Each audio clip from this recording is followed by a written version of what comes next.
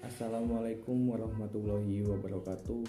Perkenalkan, nama saya Muhammad Rahmatila Ausadi Putra, mahasiswa Amik Masa Lampung, jurusan Manajemen Informatika semester 4, mata kuliah Komunikasi Bisnis, dosen pengampu Bapak Dr. Pisman Bedi, MKom, MM, MSI.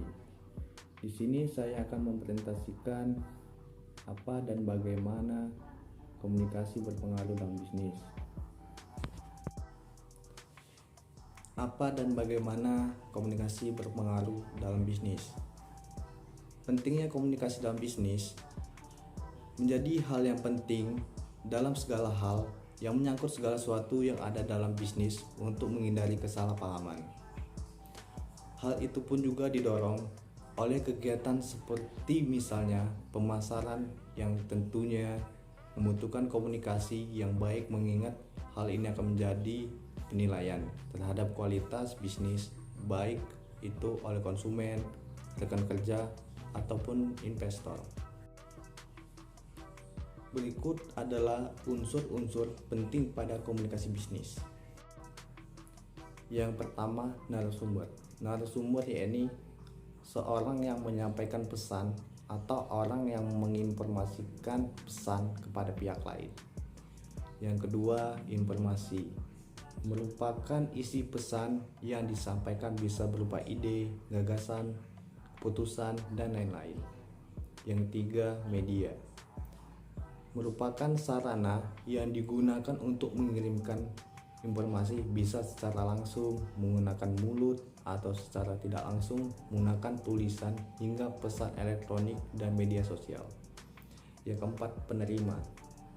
Yang dimaksud dengan penerima adalah orang yang menerima pesan dari narasumber. Yang kelima, feedback. Feedback merupakan sebuah proses yang dimana penerima pesan memahami maksud dan isi pesan tersebut. Yang keenam, noise. Noise adalah yang terkait hal-hal yang bising yang bisa menyebabkan adanya miskomunikasi karena pesan tidak tersampaikan secara baik.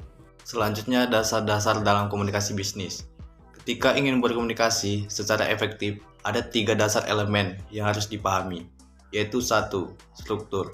Bagaimana komunikasi harus dilakukan dengan teratur mulai dari pembukaan, gerakan tangan, dan kedekatan ketika berkomunikasi.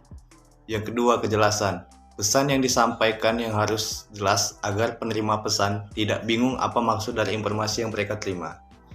Ketiga, konsistensi ketika menceritakan sesuatu. Selanjutnya, proses komunikasi bisnis. Proses komunikasi bisnis ada 6.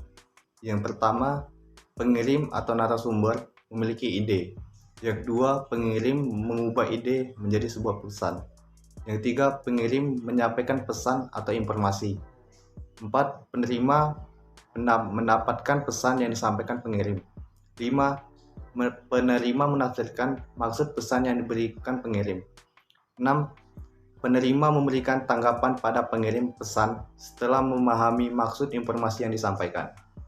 Selanjutnya, jenis komunikasi bisnis terbagi menjadi 3, yaitu komunikasi lisan. Komunikasi lisan dilakukan secara bertatap muka, entah secara formal atau informal, di dalam sebuah perusahaan. Biasanya komunikasi ini terjadi saat rapat atau presentasi. Yang kedua, komunikasi nonverbal. Komunikasi ini dilakukan menggunakan ekspresi wajah. Komunikasi ini juga bisa dilakukan secara tidak langsung, yaitu menggunakan emoji dalam aplikasi berkirim pesan.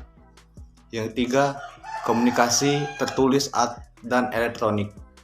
Jenis komunikasi ini dilakukan lewat media perantara seperti pesan, laporan, dokumen. Jadi hubungan antara komunikasi dan bisnis, komunikasi menjadi jembatan antara bisnis dengan tujuannya, yaitu mendapatkan keuntungan. Tanpa komunikasi yang baik, bisnis bisa benar-benar tidak berjalan. Keterampilan komunikasi yang efektif diperlukan untuk menjalankan bisnis apapun, entah skala kecil atau besar. Produk, barang, atau jasa, semua butuh keterampilan komunikasi. Faktanya, hubungan bisnis bisa berantakan ketika komunikasinya juga tidak terjalin dengan baik. Itulah kekuatan komunikasi sebagai jembatan untuk meraih kesuksesan. Sekian presentasi dari saya akhiri. Wassalamualaikum warahmatullahi wabarakatuh.